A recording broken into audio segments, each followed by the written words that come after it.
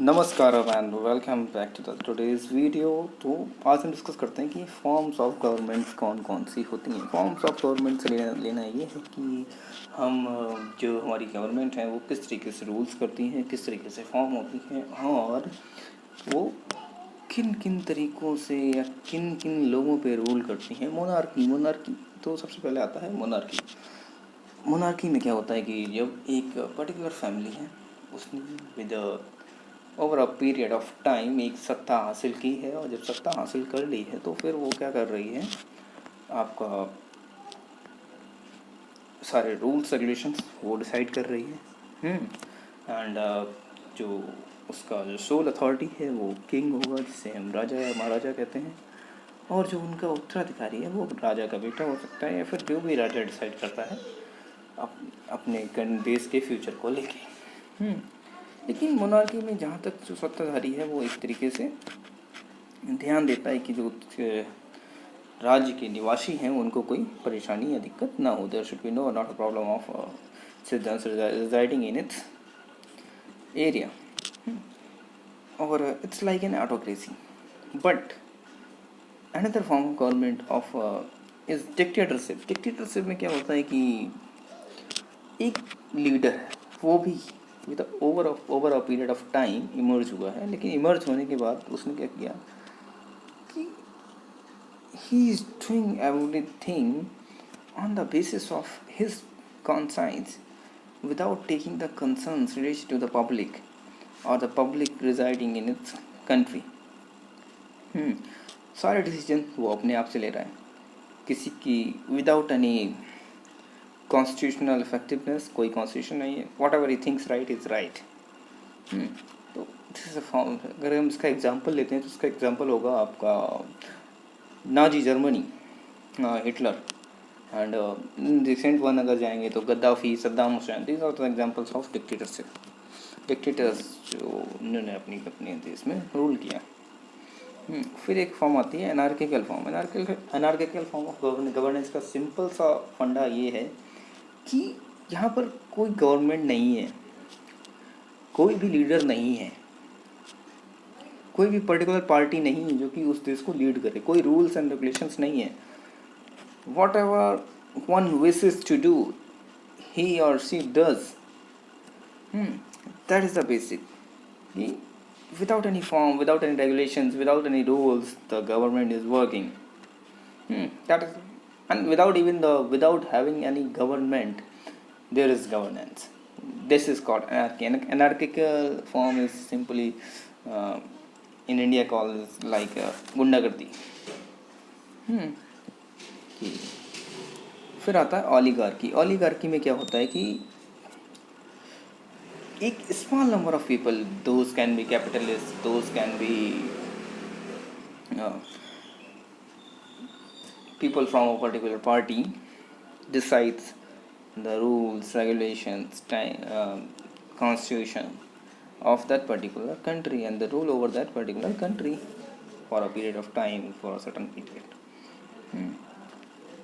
Basically till then another form of governance is not come, they do.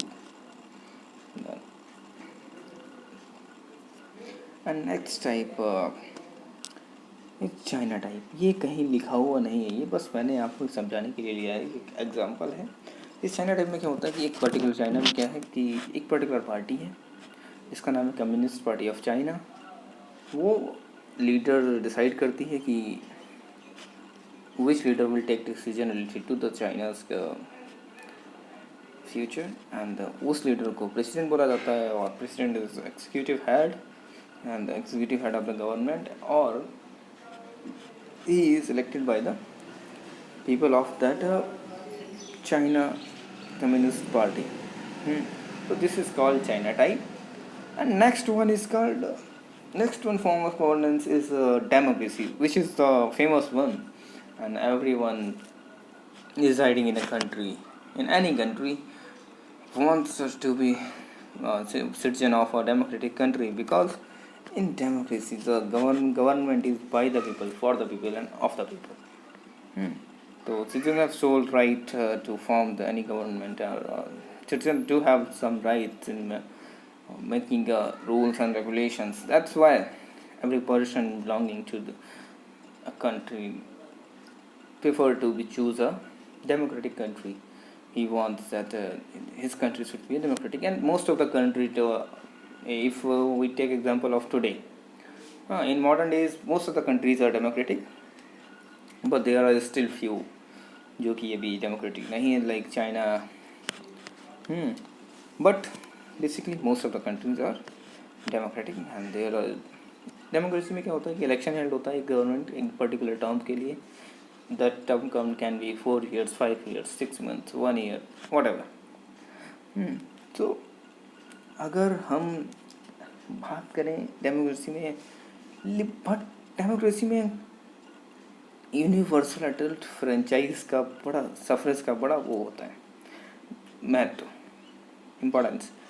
क्योंकि universal adult suffrage से मतलब हमारा ये होता है कि जो उस कंट्री की एक पर्टिकुलर एज ग्रुप के लोग हैं या पर्टिकुलर एज ग्रुप से ऊपर वाले लोग हैं, लाइक 18 से ऊपर वाले लोग हैं, वो सारे without on the basis of race, colours, caste, sex, उनमें कोई डिस्टिंक्ट गाइस ना हो कि ये वोट डालेंगे, ये वोट नहीं डालेंगे. अगर 18 से ऊपर है तो he should be able to vote for his country for in the election of a government.